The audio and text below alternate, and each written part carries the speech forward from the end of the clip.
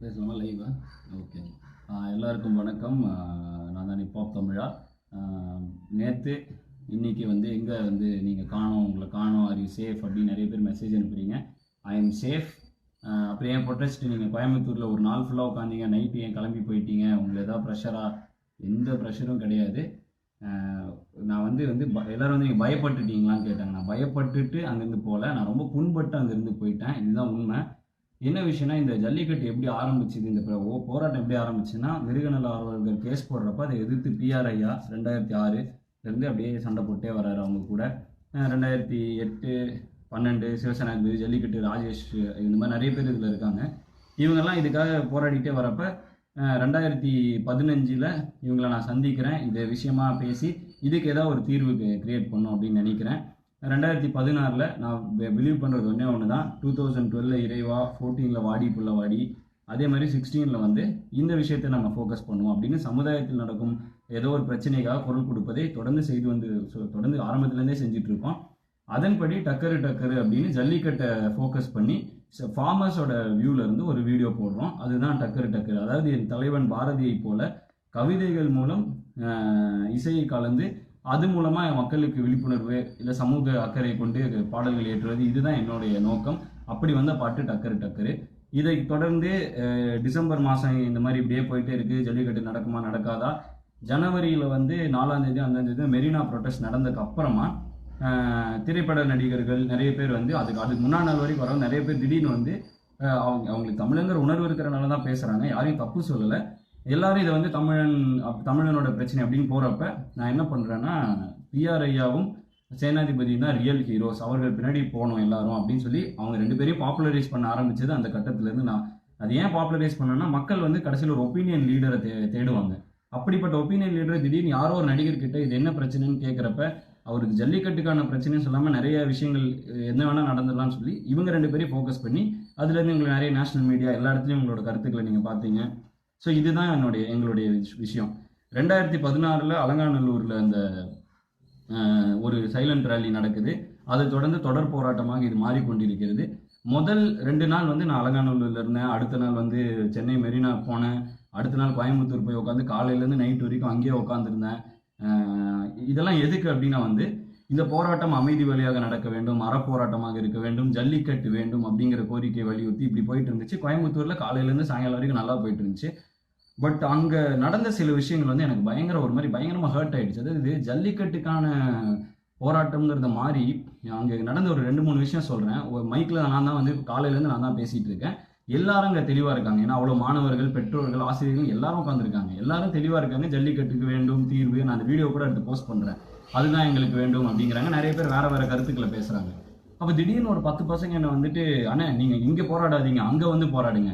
இல்லைப்பா எங்கே உட்காந்தா என்னப்பா, இல்லை அங்கே எங்கே மைக் இருக்கு வந்து பேசுங்க. அங்கே என்ன மேட்டர்ன்னு பார்த்தீங்கன்னா வந்துட்டு அங்கே சம்மந்தமே இல்லாத ஒரு விஷயம் நடந்துகிட்டு இருக்கு. என்னன்னா, தேசிய கொடியை வந்து சுற்றி அதை கீழே போடுறது, தேசிய கொடியை மிதிக்கிறது, இந்தியாவே எங்களை வஞ்சித்து விட்டா இப்படி பேசுறது. என்ன சொன்னாலும் நான் ஒரு இந்தியனுங்கிறதுலேருந்து ஒரு மாற்று கருத்தே இல்லை. இந்த மாதிரி தேசிய விரோத செயலுக்கெல்லாம் நான் வந்து துணை போக மாட்டேன். அதை அவங்க கிட்ட தெளிவாக சொல்லிட்டேன். உடனே மைக்கை பிடிச்சிட்டு போய் ஹிப்ஹாப் தமிழா, நீ உண்மையான தமிழனாக இருந்தால் வந்து இங்கே வந்து போராடு. எனக்கு வந்து ஒரு மாதிரி பயங்கர புண்பட்டுட்டேன். என்ன நடக்குது இந்த ப்ரொட்டஸ்ட்குள்ள அப்படின்னு. இன்னொரு இடத்துல பார்த்தீங்கன்னா வந்துட்டு ஒருத்தர் வந்து மைக்கில் கோரிக்கையை சொல்கிறாரு. என்னன்னா வந்துட்டு மத்திய அரசு இந்துக்களுக்கு மட்டும்தான் இது பண்ணுது, நாங்கள் முஸ்லீம்கள் இஸ்லாமியர்கள் வந்து என்ன இது இந்து முஸ்லீம் பிரச்சனையே கிடையாது. இது ஜல்லிக்கட்டுக்காக ஒரு பிரச்சனை நடக்குது, தமிழர் அடையாளத்துக்காக ஒரு பிரச்சனை நடந்துட்டு இருக்கப்ப இவர் இப்படி சொல்கிறாரு. இன்னொரு கேங் வந்து முஸ்லீம்ஸ் தான் ஃபுட்டு தராங்க, அவங்கள விடாதீங்க. எனக்கு ஒன்றுமே புரியல. அப்புறம் சில பேர் வந்து நாங்கள் தான் ஃபுட்டு தருவோம் அப்படிங்கிறாங்க. என்ன நடக்குதுன்னு எனக்கு புரியல. நானும் அங்கேருந்து பார்த்தேன். ஒரு 10 மணி இருக்கும். கூட உட்காந்துட்டு இருந்தேன். என் கூட காலையிலேருந்து உட்காந்துட்டு இருந்த பசங்க என் கூடவே இருந்தவர், அண்ணன் நீங்கள் நம்மளுக்காக இருக்கணும்னு சொன்னாங்க. அண்ணன் தயவு செஞ்சு கிளம்பிடுங்கண்ணே, அவங்க வேற மாதிரி ஏதோ பண்ணிட்டு இருக்காங்க. எந்த அளவுக்குலாம் கொடுமைன்னா, என் ஃபோட்டோவை போட்டு இந்த பக்கம் பீட்டா ஃபோட்டோவை போட்டு ஃபுல்லாக கெட்ட வார்த்தைகள் எழுதி, இவ்வளோ பர்சனலாக நான் வந்து ஒரு வருஷமாக இந்த பிரச்சனையில் இருந்து பாதிக்கப்பட்டிருக்கேன். பீட்டா எனக்கு எதிராக தனிப்பட்ட முறையில் குரல் கொடுத்தாங்க. ஒரு தடவை கூட நான் பீட்டாவை வெளிப்படையாக திட்டினதே கிடையாது. அவங்க என்னைய தனிப்பட்ட முறையில் தாக்கினாலும் நான் அவங்கள திருப்பி தாக்கினதே கிடையாது. பீட்டா சொல்லும் கருத்துக்களை தாக்கியிருக்கனே தவிர பீட்டாவை தாக்கினது கிடையாது. இது ஃபுல்லாக கெட்ட வார்த்தைகளை போட்டு பீட்டாவை பற்றி எதோ எழுதுறதும், அப்புறம் கெட்ட வார்த்தைகள். அதாவது ஏன்னா அங்கே ஃபேமிலி க்ரௌட் அவ்வளோ பேர் இருக்காங்க. திடீர்னு யார் அந்த ஆட்கள்னே தெரியல. திடீர்னு கருப்பு சட்டை போட்டு ஒரு 20 பேர் உள்ள வராங்க, வந்து ஃபுல் கெட்ட வார்த்தையில மோடி மோடின்னு ஏதோ பேசுறாங்க. எனக்கு வந்து யார் இவங்க? இவ்வளோ நேரம் நல்லா போயிட்டு இருந்துச்சு கூட்டம், திடீர்னு ஒரு கேங் வருது, இங்கேருந்து ஒரு கேங் வருது, யார் இவங்கன்னா இன்னொரு கேங் தனியாக வந்துட்டு தனித்தமிழ்நாடு ஒன்று வரைஞ்சிட்டு நம்ம என்னத்துக்காக போராடிட்டு இருக்கோம், இவங்கெல்லாம் வேற என்னமோ நடந்துட்டு இருக்கே அப்படிங்கிற ஒரு ஒரு ஒரு இதில் வந்துட்டு ரொம்ப புண்பட்டுட்டேன். அதனால தான் அந்த இதுலேருந்து கிளம்பி வந்தேன். சென்னையிலேருந்து கோயம்புத்தூர்லேருந்து மதுரை போகலாம் அப்படின்னா நடுவில் வந்து பிஆர்ஐ ஃபோன் பண்ணி நம்மளுக்கு நிரந்தர தீர்வு வந்துடும், நம்ம வெற்றி பெற போகிறோம் அப்படின்னாரு. சூப்பர் அப்படின்னு சொல்லிட்டு போயிட்டு இருந்தேன். அதுக்கப்புறம் பார்த்தா நடந்த விஷயங்களே எல்லா இடங்களையும் நடந்துட்டு இருக்கிற விஷயமே வேற.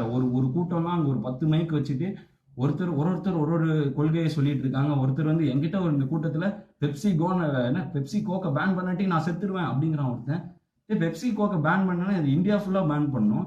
சரி ஓகே, உனக்கு பெப்சி கோக்கை வேணான்னா நீ குடிக்காத, யாரையும் வாங்க சொல்லாத, கடைக்காரங்களும் வாங்காமல் இருந்தால் பெப்சி கோக், ஏன்னா 3 நாள் 70% சரிவுன்னு ஏதோ சொல்கிறாங்க.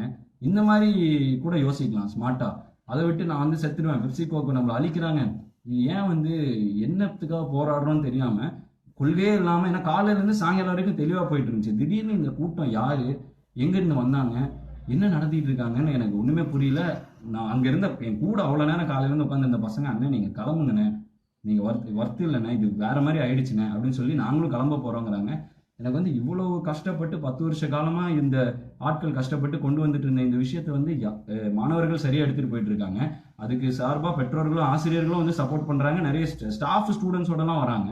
இவ்வளோ நடந்துட்டு இருக்கு. அப்போ அங்கங்கே ஒரு கூட்டம் முளைக்குது. திடீர்னு ஒரு சின்ன யானையில் ஒரு மைக் செட் போட்டு ஒரு ஆள் வராரு, கத்திட்டே வராரு. இது வந்து பயங்கர ஜல்லிக்கட்டுக்காக உட்காந்துருக்கிற கூட்டம், ஃபுல் கெட்ட வார்த்தை. தேசிய கொடியை வந்து எரிக்க போகிறேன்ட்டு என்ன என்ன எனக்கு ஒன்றுமே புரியல. நான் அப்பவே முடிவு பண்ணிட்டேன், இது வந்து ஜல்லிக்கட்டுக்காக போராடுறவங்க அந்த விஓசி பார்க் உள்ளே உட்காந்துட்டு இருந்தாங்க, அதுக்கு சம்மந்தமே இல்லாதவங்க அதுக்கு வெளியில் ஆன்டி சோஷியலாக ஏதோ பண்ணிட்டு இருக்காங்க. இத்தனை விஷயமும் போலீஸ் பாதுகாப்பு கொடுத்து எல்லாரையும் சேஃபாக நடத்திட்டு இருக்காங்க. அந்த இடத்துல தான் எனக்கு ரொம்ப ஹர்ட் ஆயிடுச்சு. என்ன ஒரு நல்ல விழிப்புணர்வுக்காக பண்ண விஷயம் வந்து இன்னைக்கு திசை இல்லாமல் எங்கேயோ போயிட்டு இருக்கேன் அப்படின்னு. எனக்கு மெரினால நான் போகல இது வரைக்கும், ஏன்னா அங்கே ஒரு 10 லட்சம் பேர் ஏதோ இருக்காங்க, 7 லட்சம் பேர் ஏதோ இருக்காங்கங்கிறாங்க. ஒரு 20 இடத்துல மைக்கு, எல்இடி ஸ்க்ரீனு, பாட்டு, டான்ஸு அப்படி இருக்குன்னாங்க. நான் இன்னும் போகல, ஏன்னா அதனால போகாதனால நான் அதை பற்றி பர்சனலாக சொல்லக்கூடாது. சென்னை வந்து சேர்ந்த உடனே இந்த வீடியோவை போடணும் அப்படின்னு வந்து எனக்கு வந்து என்ன பயங்கரமாக ஹர்ட் ஆகிட்டேன். எல்லாரும் தமிழனோட இது, தமிழனோட அது, தமிழனுக்கு அந்த பிரச்சனை இந்த பிரச்சனை. பட் இது வந்து ஜல்லிக்கட்டு நோக்கி தான் ஆரம்பித்த மாதிரி எனக்கு தோணுனால தான் நான் இதில் ஆக்டிவாக பார்ட்டிசிபேட் பண்ணிட்டு இருந்தேன். பட் இப்போ அது என்ன ஆயிடுச்சு அப்படின்னா வந்துட்டு தமிழன் பிரச்சனை கண்டிப்பாக அட்ரஸ் பண்ண வேண்டிய விஷயம் தான். பட் அது எத்தனை அட் த காஸ்ட் ஆஃப் வாட்டுங்கிறது தான் என் விஷயம். எத்தனை மாணவர்கள் உள்ள இருக்காங்க, அவங்க ஜல்லிக்கட்டுக்காக நினைச்சு அவங்க அப்பா அம்மாலாம் கூப்பிட்டு வந்து எல்லாரும் உட்காந்துட்டு இருக்காங்க.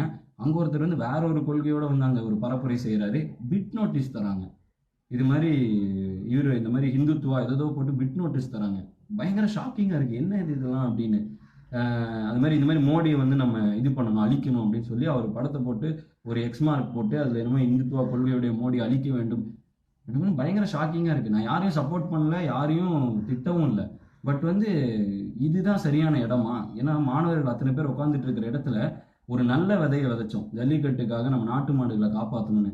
அந்த விதைச்சு காடு வளர்ந்துருக்கிற இடத்துல இந்த மாதிரி விஷ விதைகளை விதைக்கிறது வந்து எனக்கு சுத்தமாக அதில் எனக்கு உடன்பாடு இல்லை. அதனால தான் அப்படியே கோயம்புத்தூர்லேருந்து கிளம்புனேன். சுத்தமாக இது வந்து வேணாம், இது வரைக்கும் நல்லா போயிட்டு இருந்துச்சு, இதுக்கப்புறம் இது வேற எங்கேயோ போயிட்டு இருக்கு அப்படின்னு. சரி, இதுக்கு என்ன தீர்வுனா பிஆர் ஐயா, கார்த்திகை சிவசேனாதிபதி, இந்த ராஜேஷ் இவங்கெல்லாம் வந்து டெல்லியில் போய் கவர்மெண்ட் கூட மூவ் பண்ணி ஏதோ பண்ணி நானே இவங்க மூலமாக தான் தெரிஞ்சுக்கிறேன். ஏன்னா மார்க்கண்டேய கட்சி அவரோட போஸ்ட் பார்த்தேன், is this a temporary solution கேட்டால் இல்லை, இது வந்து ஃபைனலாக பில் பாஸ் பண்ணால் இது பர்மனெண்ட் ஆகிடும் அப்படின்னு அவர் போட்டிருந்தாரு. அங்கேருந்தா நானே தெரிஞ்சுக்கிறேன். ஸோ வந்துட்டு இவங்க வந்து இன்னைக்கு வந்து ஈவினிங் ப்ரெஸ் மீட் வச்சிருக்காங்க, என்னையும் கூப்பிட்டாங்க, நீயும் வாப்பா தம்பி, நீயும் வந்து உட்காரு, நீயும் உன்னோட இதை கூட நீ அட்ரஸ் பண்ணலாம் அப்படின்னு சொல்லியிருந்தாங்க. ஏன்னா ஆரம்ப காலகட்டத்திலேருந்து நீ எங்கள் கூட இருக்க அப்படிங்கிற மாதிரி இந்த 4 பேருக்கு தான் அழைப்பு. பிஆர் ஐயா, சிவசேனாதிபதி என்ன, ராஜேஷ் அண்ணன், நான், இவங்க 4 பேருக்கு அழைப்பு. இன்னும் அவங்களே வந்து இந்த ஆர்டினன்ஸ் வச்சு இதனால என்ன நடக்கும், இதுக்கு அடுத்து என்ன கொண்டு போகலாம், இது என்ன, இது நிரந்தர தீர்வா, இது டெம்பரரியான சொல்யூஷன், அவங்களே என்ன முடிவு பண்ணல. அவங்களே நேற்றுலேருந்து இதை வந்து டிஸ்கஸ் பண்ணிட்டு இருக்காங்க, ஒரு மாதிரி ஸ்டேட்டஸ் போட்டு வந்துட்டு இருக்காங்க. அதை பார்த்தா நானே தெரிஞ்சுக்கிட்டு இருக்கேன். இந்த இடத்துல சம்மந்தமே இல்லாத கொள்கைகள் உள்ள கொண்டு வந்து பயங்கர ஆன்டி நேஷனலாக போயிட்டு இருக்கிற ஒரு விஷயம். அந்த மாதிரி பண்ணோம்னா அந்த அமைப்புகள் தனியாக போய் பண்ணலாம். இத்தனை மாணவர்கள், பெற்றோர்களோட லைஃப் இஸ் அட் ஸ்டேக். அவ்வளோ பேர் அங்கே உள்ள வச்சுக்கிட்டு விஷ விதைகளை விதைப்பது கண்டிப்பாக அதுக்கு நான் உடம்பு போக மாட்டேன். என்னோட ஃபோட்டோ வச்சு பண்ணுறது சுத்தமாக எனக்கு பிடிக்கல. அதுவும் என் ஃபோட்டோ வச்சுட்டு கெட்ட வார்த்தைகள் எழுதுவது வந்து எனக்கு பிடிக்கல. ஏன்னா நான் அப்படிப்பட்ட ஒரு ஆள் கிடையாது. என்னதான் இருந்தாலும் இது வரைக்கும் நான் என்ன சொல்லிட்டு இருக்கேன்னா, யாரையும் திட்டக்கூடாது. ஏன்னா அதுதானே ஒரு ஒரு ஒரு சிவிலைஸ்டு ஒரு விஷயமா ஒரு பார்லிமெண்ட்ரியா பேசணும் இல்லையா? அன்பார்லிமெண்ட்ரி வேர்ட்ஸ் ஏன் நம்ம யூஸ் பண்ணணும்? இந்த போராட்டம் வேற எங்கேயோ போயிட்டு இருக்கோங்கிற ஒரு பயத்துல தான் வந்து நான் இதை பத்தி நேத்துல இருந்து சுத்தமா வெளில வந்துட்டேன். நல்ல தீர்வு வேணும் நானும் வேண்டிட்டு இருக்கேன். நான் ஜல்லிக்கட்டு நடக்கணும்னு எனக்கு ரொம்ப ஆசை. ஏன்னா இதுல நான் மாடு வச்சிருக்கேன், நான் பர்சனலா பாதிக்கப்பட்டிருக்கேன். பட் இந்த மாதிரி இத்தனை மாணவர்களோட உணர்வோட யாரோ இயக்கங்கள், அதுவும் சில விஷயங்கள்லாம் எனக்கு ரொம்ப ரொம்ப பேடா இருந்துச்சு. எதுதோ நடக்குது உள்ளுக்குள்ள, பல பாலிடிக்ஸ் நடக்குது. அதுவும் அதை வந்து அந்த மாணவர்களும் ஆசிரியர்களும் பெற்றோர்கள் அதுக்கு உண்டாகிறாங்க. அது common man, common youngsters, IT க்ரௌட்ல இருக்கவங்க, இவங்களுக்குள்ள இதெல்லாம் விதைக்கிறாங்களேங்கிறப்ப ரொம்ப கஷ்டமா இருக்கு. தேவையில்லாம திசை திருப்பி இன்னும் அதை பத்த வைக்கிறாங்க. இதுக்கு என்ன தீர்வுங்கிறது வந்து நீங்க அந்த பிரஸ் மீட்டுக்கு போனாதான் எனக்கே தெரியும். கார்த்தினனும் பிஆர்ஐயும் என்ன சொல்றாங்களோ அதுதான் அப்பதான் எனக்கே தெரியும். நான் அவங்க ஏதோ சொல்லி இப்போ அவங்களோட ஸ்டேட்டஸ்லாம் பார்த்தா நானே தெரிஞ்சுக்கிட்டு இருக்கேன்.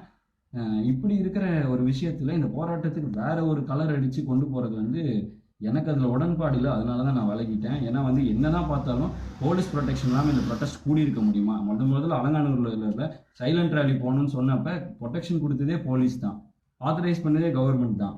இந்த மாதிரி ஒரு விஷயம் இருக்கப்போ வந்துட்டு வேற ஏதோ விஷயம், இதுக்காக நான் கவர்மெண்ட் சப்போர்ட் பண்ணல, போலீஸை சப்போர்ட் பண்ணல, எந்த கட்சியை சப்போர்ட் பண்ணல. நான் உண்மையிலே ஒரு தமிழனா சொல்றேன்.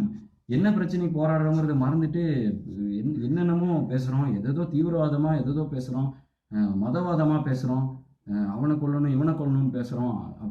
அப்படிப்பட்ட ஒரு போராட்டம் வந்து எனக்கு சரியா படலை. அதனால தான் நான் விலகிட்டேன். ஸோ வந்துட்டு யாரும் இது வந்து எனக்கு திட்டுறதுன்னா திட்டலாம், பட் வந்து எனக்கு ரொம்ப இதான் பயப்பட்டியா அப்படின்னு கேட்குறாங்க. பயப்படல, புண்பட்டுட்டேன். அதனால தான் வந்து நான் வேணாம்ப்பா இது அப்படிங்கிற மாதிரி அந்த நிலைமைக்கு தள்ளிட்டாங்க. அதுவும் என் ஃபோட்டோ வச்சு எதோ எழுதுறாங்க. அதெல்லாம் எனக்கு சுத்தமாக பிடிக்கல. அதனால தான் வந்து சரி வேணாம்ப்பா அப்படின்னு சொல்லி ஒதுங்கி உட்காந்து நல்லது நடக்கும் நானும் வேண்டிட்டு இருக்கேன். இன்னைக்கு ப்ரெஸ் மீட்டுக்கு அவங்க வந்துட்டாங்கன்னா நானும் அதே டைமில், ஏன்னா ஒருத்தர் ஒரு ஊர்லேருந்து வந்துட்டு இருக்காங்களா, கூப்பிட்டாங்கன்னா நானும் போகிறதுக்கு ரெடியாக நானும் இப்போ சென்னை வந்து நானும் அமைதியாக உட்காந்து வெயிட் பண்ணிட்டு இருக்கேன். ஸோ இதுதான் நடந்துகிட்டு இருக்கு. ஸோ வந்துட்டு எதோ பொருளையை கிளப்புறீங்க. நேற்று ஒருத்தன் வாட்ஸ்அப்பில் வந்து உங்களை வந்து போலீஸ் கூப்பிட்டு போய் தனியாக ஒரு நாள் வச்சுருக்காங்களான்ட்டு கேட்குறீங்க. பயங்கர ஒரு மாதிரி. ஏன்னா என்னை கேள்வி தப்பு இல்லை, இது நெட்டில் பரப்ப ஆரம்பிக்கிறீங்க. எங்கள் ஃபேமிலி எல்லாம் நிறைய பேர் இருக்காங்க, எல்லாரும் பார்ப்பாங்க. என்னாச்சுன்னு எனக்கு அவ்வளோ கால் வருது. ஒன்றும் அவ்வளோமா ஏமா என்னம்மான்னு கேட்குறேன். இல்லை இப்படிலாம் பேசிக்கிறாங்க, எனக்கு ஃபோன்லாம் வருதுன்னு. தயவு செஞ்சு வதந்தியை பரப்பி இந்த பிரச்சனையை வேற ஏதோ பக்கம் கொண்டு போகாதீங்க. இதுதான் என்னோட அன்பான வேண்டுகோள். இதுக்கு நல்ல தீர்வு வந்து போராட்டம் வெற்றியில முடிஞ்சாதான் இத்தனை இளைஞர்களுக்கு இத்தனை மாணவர்கள் கூடுனதுக்கு ஒரு மரியாதை கிடைக்கும்.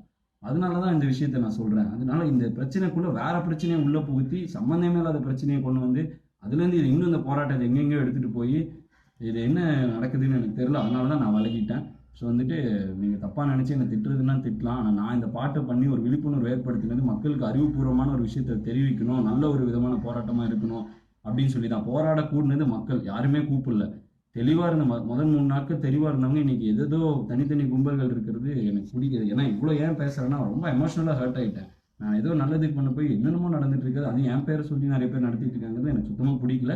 அண்ட் இங்கே இருக்கிற யாரு கூட அதே மாதிரி இன்னொரு விஷயம் வந்து என்னென்னா, நேற்றுலேருந்து ஒரு ஃபோட்டோ ஒரு 5-6 பேர் ஃபோட்டோவை போட்டு இந்த ஆக்டர்னு ஒரு 5 ஆக்டரை போட்டு அதில் என் ஃபோட்டோவை போட்டு நீங்களாம் மினிஸ்டர் ஆகுங்க, நீங்களாம் இதாகுங்க. அரசியல் வர அளவுக்குலாம் எனக்கு அறிவு இல்லை, அறிவு பத்தாது. நான் ஒரு கருத்தை எடுத்துக்கிறேன், ஒரு விஷயத்த சொல்லி மக்கள்கிட்ட விழிப்புணர்வு ஏற்படுத்துகிறேன். இதை மக்கள் போராடுறாங்க, அது அரசியல்வாதிகள் பார்க்குறாங்க, அவங்க அதுக்காக ஒரு சொல்யூஷன் கொண்டு வராங்க. இது வந்து ஜனநாயக ப்ராசஸ். இது அன்னைக்கு பாரதியாரும் செஞ்சுக்கிட்டு இருந்தாரு. இதுக்காக திடீர்னு வந்து அரசியலுக்குள்ள வாங்க, நீங்கள் வந்து நாடாளணும், இது வந்து சுத்தமாக எனக்கு பிடிக்காத ஒரு விஷயம். எந்த ஒரு இது அரசியல் நோக்கத்துக்கெல்லாம் செய்யலை, நல்ல விஷயத்துக்காக செஞ்ச ஒரு விஷயத்தை வந்து அரசியல் சாயமும் பூசாதீங்க. ஏன்னா கண்டத்தாது உங்களுக்கே நான் சொல்கிறேன், I am not leader material, நான் லீடர் கிடையாது. அதனால வந்து தயவு செஞ்சு இந்த விஷயம்லாம் பண்ணாதீங்க. அண்ட் எனக்கு வந்து எமோஷனலாக ஹர்ட் ஆகிறனால தான் இதெல்லாம் சொல்கிறேன்.